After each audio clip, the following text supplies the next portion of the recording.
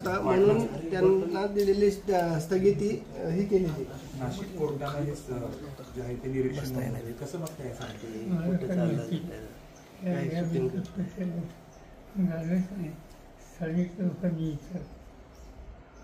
साहेब, मल्हार झटका आणि या सर्टिफिकेटवरून वाद निर्माण झालेला आहे. जेजुरीच्या विश्वासस्थांचं म्हणणं आहे की आमचा पाठिंबा आहे, काही विश्वासस्थांचा त्याला विरोध. प्रश्न दुसरे आहेत का नाही, राष्ट्रीय प्रश्न. साहेब, अर्थसंकल्प आता सादर झालेला आहे, पण राज्यावरती काही लाख कोटीचं कर्ज आहे.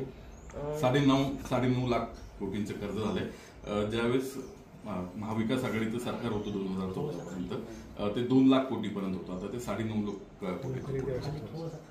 माझ्या वाचनात आलं, अर्थव्यवस्थेचं जे वाचन होतं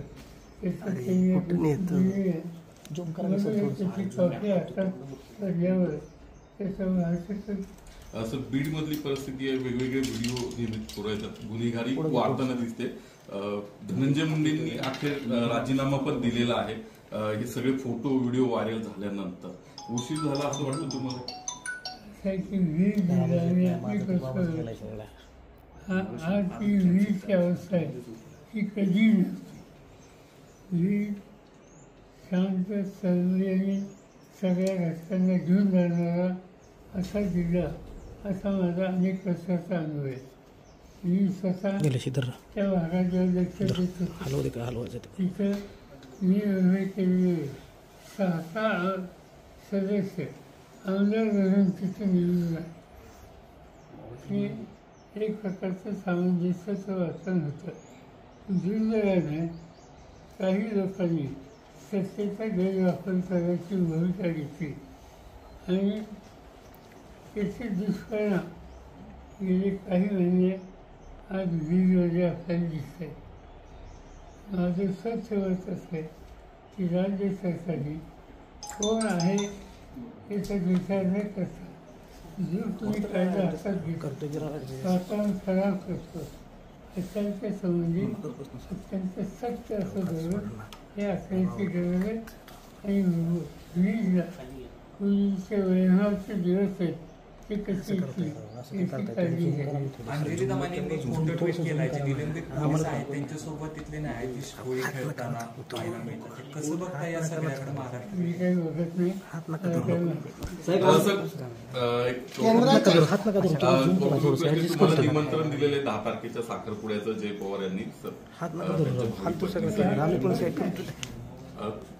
कुटुंब एकत्र येणार आहे. साहेब,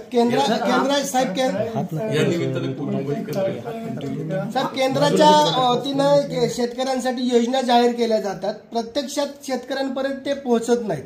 याला कोण जबाबदार आहे? राज्य सरकार जबाबदार आहे का केंद्र सरकार जबाबदार?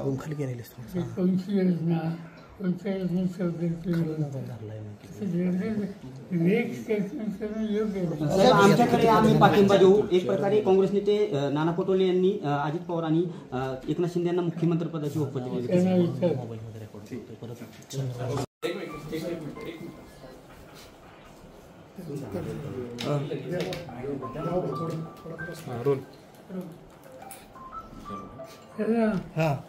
साहेब, त्यांची जागा घेतली नाही, मला धरायचे होते. नाही, आवाज येण्यासाठी हे केलं. सर, आज आपण एक पत्र दिले पंतप्रधान मोदींना, त्यांचे आभार मानलेत आणि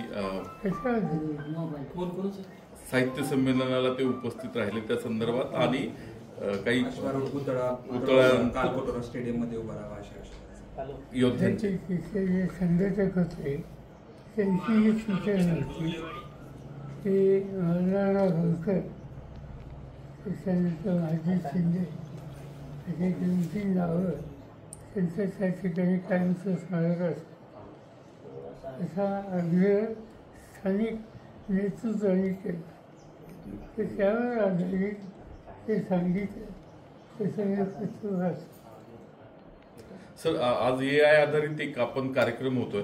एक वेगळी क्रांती आहे ही कृषी क्षेत्रातली. AI वरती आता ऊसाचं उत्पादन मोठ्या प्रमाणात घेतलं. 100% AI वरनं अनेक क्षेत्रावर आहे, पण आमचं लक्ष शेती आणि तत्सम क्षेत्रावर आहे.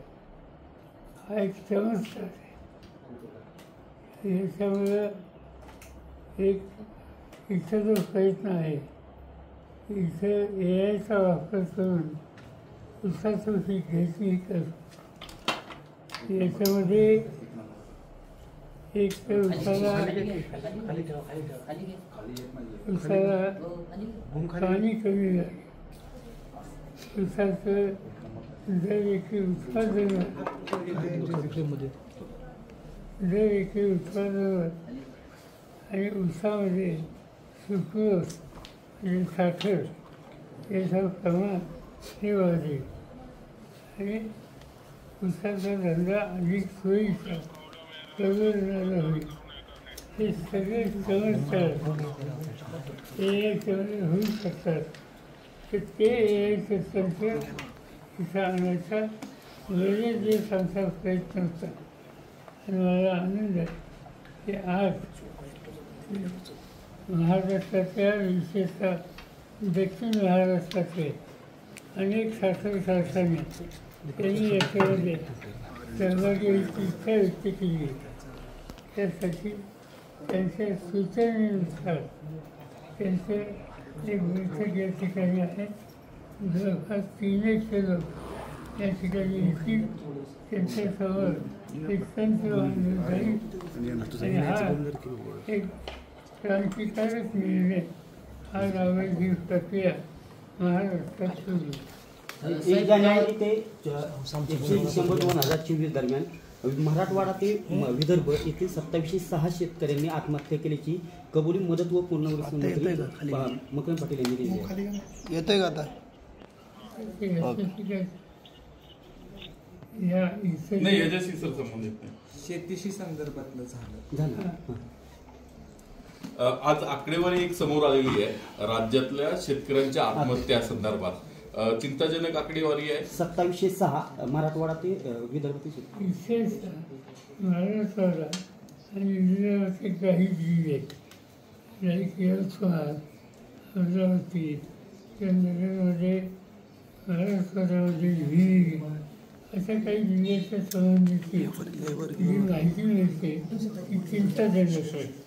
आम्हाला लोकांच्याकडे त्याचा थोडीवर माहिती कळल्यावर आम्ही त्याची ठिकठिकाणची माहिती एकत्रित करतो आणि केंद्र सरकारची याबद्दल एखादी धोरण आखावं.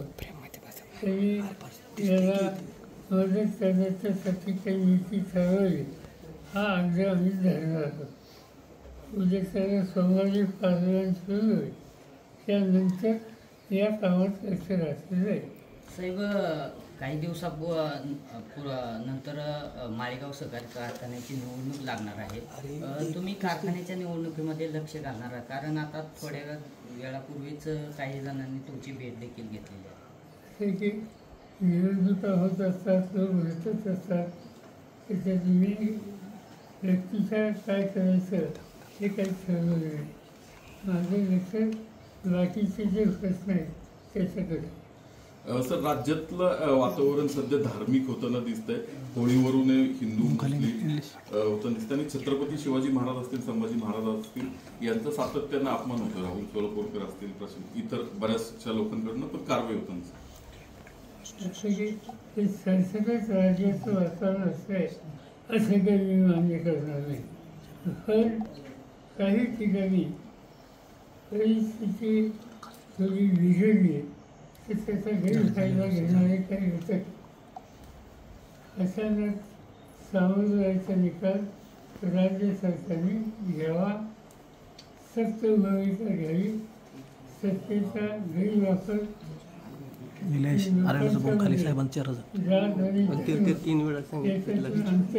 आमच्या नका यायला चेहरा जागतोय सगळा. आम्ही याड म्हणून राज्य सरकारला बघायची भूमिका घेत आहे. सर, राजकीय प्रश्न आता जयंत पाटलांनी काल घेतलेली आहे. ते नाराज आहेत अशी चर्चा होती. त्यांच्या वक्तव्यावरनं पण वेगवेगळे अर्थ काढले जात होते. आज तुम्ही छापलंय त्याचं उत्तर आज छापलंय. त्यांनी ते उत्तर बारामतीला दिलं. माणिकराव कोकाटेंसंदर्भात प्रश्न आहे की कोर्टानं त्यांच्या शिक्षेला स्थगिती दिलेली आहे, परंतु ते निरीक्षण नोंदवले की पुन्हा एकदा निवडणुका होऊ नयेत, खर्च वाढला असता म्हणून त्यांना दिलेली स्थगिती ही केलेली. नाशिक कोर्टानं हे जे आहे ते निरीक्षण नोंदवले. कसं बघताय सांगते?